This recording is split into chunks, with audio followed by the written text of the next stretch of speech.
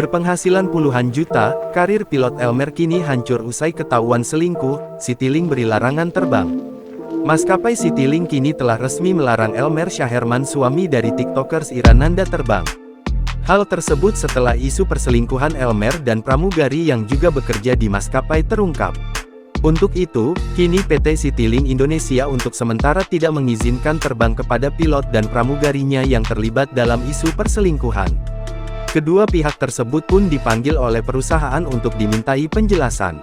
Keputusan ini seiring dengan viralnya kasus perselingkuhan di media sosial, yang diungkapkan oleh influencer TikTok dan Instagram, Ira Nanda. Adapun pilot yang tersandung kasus ini merupakan suami Ira.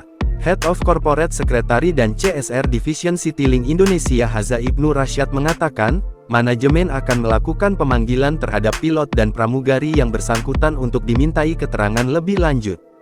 Menurut Haza, penghentian tugas terbang sementara dilakukan agar kedua pihak yang terlibat dalam kasus perselingkuhan itu bisa menyelesaikan terlebih dahulu persoalan tersebut.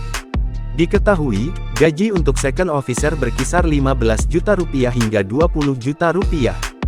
Sedangkan untuk posisi kopilot sebesar 30 rupiah hingga 40 juta rupiah per bulan. Akan tetapi untuk posisi kapten di kisar gaji yang didapat per bulannya kurang lebih 47,7 juta rupiah.